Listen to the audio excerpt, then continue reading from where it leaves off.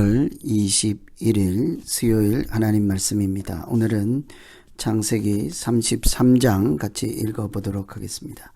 33장은 야곱이 고향으로 돌아가는 길 중에 에서를 만나는 장면입니다. 야곱은 에서를 피해서 에서가 죽이려고 하는 것을 듣고 자기 목숨을 살리기 위해서 도망자로 라반의 집으로 피해 갔다가 그러나 다시 20년이 지난 후 되돌아오는 길에 다시 에서를 만나게 되었습니다. 여러분, 다시 도망가야 할까요? 아니면 어떻게 해야 될까요? 에서를 피해서 도망간 야곱, 이제 다시 에서를 만나게 되었습니다. 이 야곱이 다시 고향으로 돌아가는 이런 과정은 마치 하나님의 사람으로 훈련받고 거듭나서 쓰임받는 자리까지 나아가는 과정이라고 할 수 있겠습니다. 곧이어서 나오는 34장과 마찬가지로 야곱이 하나님의 사람으로 성숙하고 자라가는 과정, 광야 훈련과 같은 과정이라고 볼 수도 있지요. 에서를 만나는 그런 일들을 통해서 야곱의 믿음이 어디로 향하는지를 염두에 두시면서 33장을 읽으시면 되겠습니다. 눈을 들어 보니 에서가 400명이나 되는 장정을 거느리고 오고 있다고 합니다. 옛날에 에서 한 사람이 무서워서 도망을 갔는데 이제는 더 큰 장애물을 만나게 된 거죠. 400명이나 되는 대군을 만났다고 할 수 있는 것입니다. 이런 장면을 야곱이 과연 어떻게 헤쳐나갈지 궁금합니다. 400명이나 데리고 오는 에서를 피해서 이번에 야곱은 주랭랑을 치지 않습니다. 하나님께서 다시 돌아가라 하는 말씀을 주셨고 하나님의 인도하심을 받고 돌아가는 과정이기 때문이죠. 그래서 거기에 보시면 여종들과 자식들을 앞에 두고 레아와 자식들, 그리고 라헬과 자식들, 이렇게 종, 레아, 라헬, 그리고 그 가족들 순으로 이렇게 질서를 짜서 에서를 만나러 가는 모형을 생각해 볼 수 있겠습니다. 만일의 경우를 대비해서 야곱은 아직도 이렇게 다 대비를 하고 있다고 할 수 있죠. 만일에 양떼를 두 떼로 나눈 것처럼 한쪽을 치면 한쪽은 도망가겠다. 인간적인 이런 생각을 계속 하고 있는 것을 볼 수가 있습니다. 뿐만 아니라 3절에 보시면 7번 땅에 굽히고 형에게 나갔다 그랬죠. 7번 절을 하는 것은 복종한다 하는 의미가 있습니다. 야곱은 이제 에서를 피하는 것이 아니라 오히려 7번 절을 하며 복종하는 형식을 갖추더라도 그 에서를 피해 도망가지 않고 당당히 앞으로 나아가는 것을 볼 수가 있죠. 그 마음속에 하나님이 돌아가라고 하셨다. 내가 가야 할 곳이 있다. 하나님이 지켜주신다고 했다. 이런 믿음이 있지 않았을까요? 본문에 그런 것은 나오지 않습니다만 4절에 보시면 에서가 달려나와 그를 맞이하여 안고 목을 어건맞추어 입맞추고 서로 우니라. 상상할 수 없는 일이 벌어지게 되었습니다. 400명이나 되는 군대를 끌고 와서 자기를 치면 어떻게 할까, 죽이면 어떻게 할까. 옛날에 20년 전이지만 자기가 에서 형님을 속이고 이렇게 원한을 샀던 마음들 이제라도 갚고자 하면, 보복하려고 하면 어떻게 할까, 이런 두려움에 사로잡혀 있을 때 에서는 전혀 반대로 동생을 맞이하고 환영하고 얼싸안고 눈물을 흘렸습니다. 무슨 일이 있었을까요? 이 사람의 마음은 항상 하나님께서 주장하는 것이지 않겠습니까? 사람을 하나님께서 우리의 마음을 아시고 중심을 살피시는 하나님이시잖아요. 잠언에도 보면 왕의 마음이 여호와의 손에 있습니다 그랬죠. 하나님께 우리의 마음이 하나님의 손에 달려서 하나님께서 야곱을 지키겠다고 약속하셨으니 에서의 마음을 하나님 손에 올려놓고 그 마음을 바꾸어 주시지 않았겠습니까? 야곱을 이렇게 언약의 조상, 언약의 뒤를 잇는 그런 반열의 믿음의 사람으로 부르셨으니 그가 가는 곳마다 사람들로 하여금 대적하지 않고 에서도 죽이려 했던 그 마음을 부드러운 마음으로 바꾸어서 형제로서 받아들이고 서로 눈물을 흘리는 상봉을 하게 하셨습니다. 항상 그래서 우리가 기도할 것은 하나님 우리 마음을 부드럽게 하시고 하나님 예수 그리스도의 마음을 주셔서 악한 마음이 아니라 선한 마음으로 이 세상을 살아갈 수 있도록 하나님께서 우리 마음을 주장하여 주시옵소서. 이런 기도 해야 되지 않겠습니까? 하나님께서 에서의 마음을 바꾸셔서 그 참 눈물겨운 상봉을 하게 되었습니다. 이 야곱은 동생으로서 이제 에서 형님에게 예물을 드리고 또 안전을 보장하기 위해서 절을 하고 또 짐승의 떼를 에서에게 드리려고 하죠. 형님에게. 그러나 에서는 동생의 선물을 받지 아니하고 내 동생아 내게 있는 것이 족하다 소유를 내게 두라 하죠. 그때 8절에 보시면 내 주께 은혜를 입으려 함이니이다. 참 애매한 표현이지 않습니까? 야곱은 지금 하나님께 은혜를 입어야 하죠. 그런데 자기 형님인 에서에게 은혜를 입게 되기를 바라고 있습니다.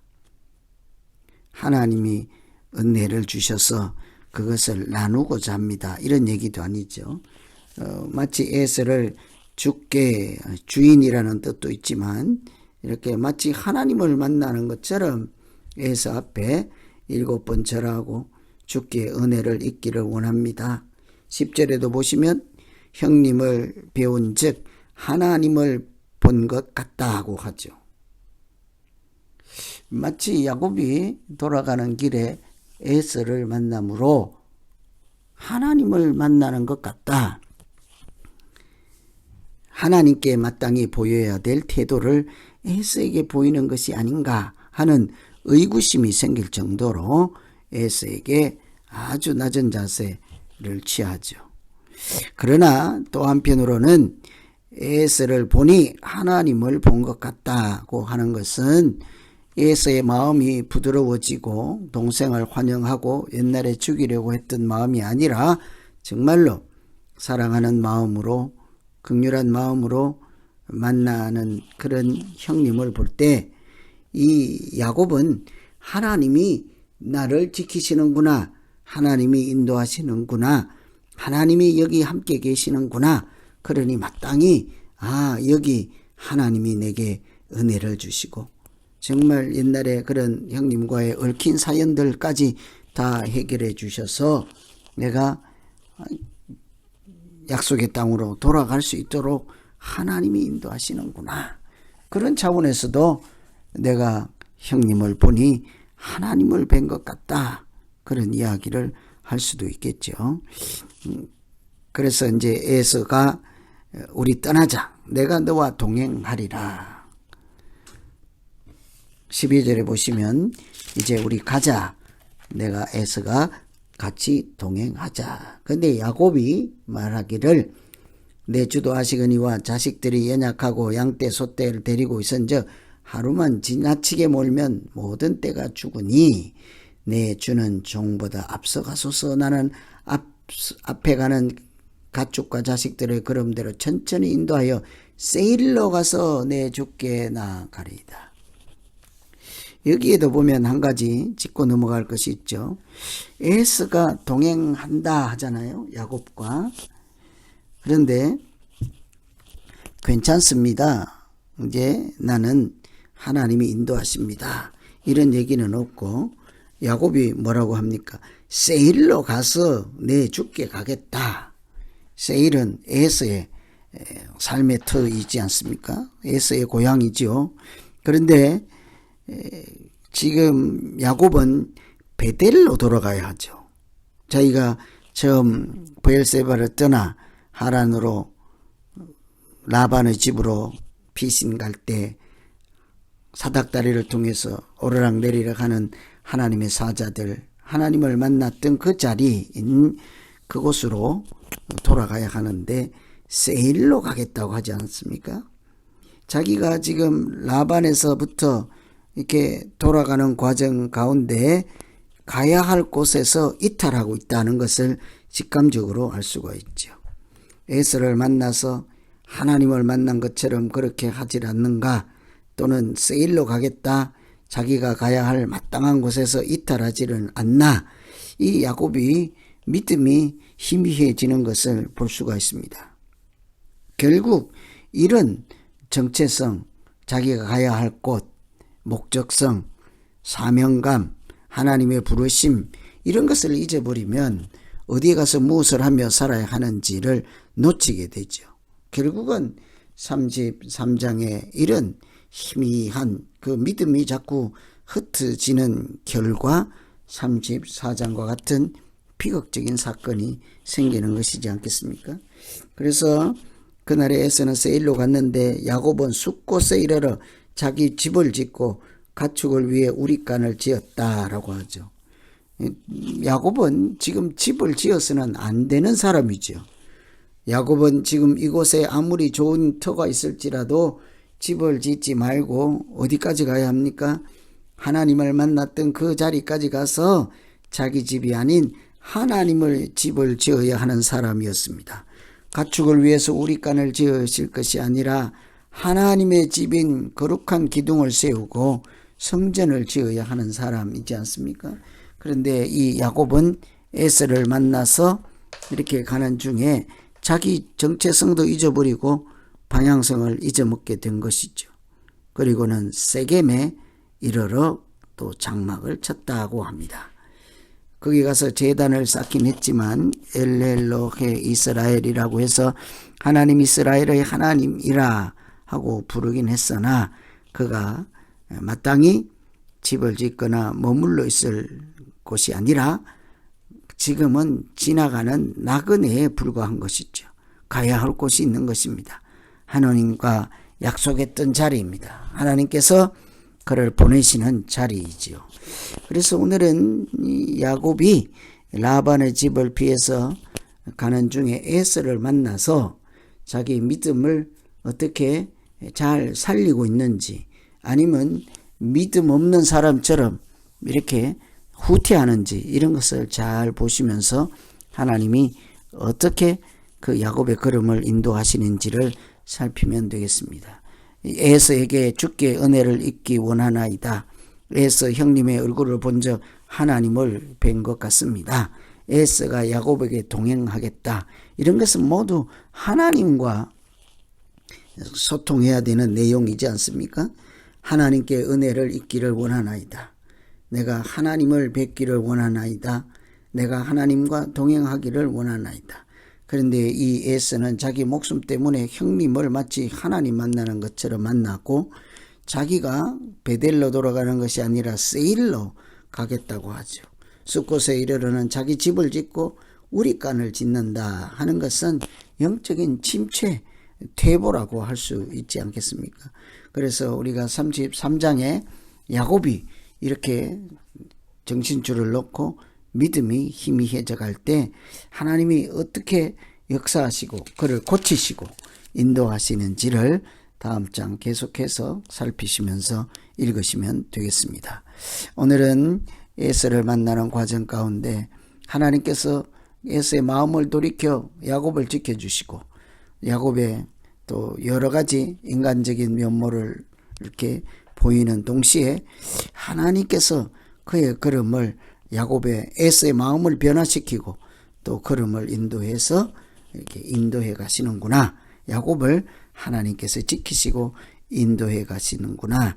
이런 것을 잘 살피면서 33장 읽으시면 되겠습니다. 기도하겠습니다. 하나님 아버지, 야곱이 에서를 만나는 장면 가운데 야곱이 예전처럼 이렇게 두려움에 떠는 것이 아니라 하나님께서 지금까지도 은혜로 지켜주시고 앞으로도 인도하실 것을 믿고 담대하게 나아가서 피하지 않고 맞이하는 그런 장면과 또 둘이 얼싸안고 우는 이런 장면들 가운데 보이지 않는 하나님의 손이 역사하신다는 것을 우리가 잘 알게 되었습니다.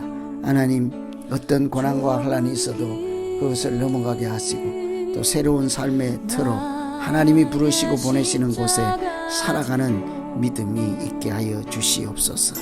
언제라도 마땅히 있어야 할 곳에 서 있게 하여 주시고 마땅히 가야 할 곳으로 가게 하셔서 중간에 다른 사람 또 누구를 위해서 집을 짓는 것으로 세월을 허송하지 않게 하여 주시옵소서.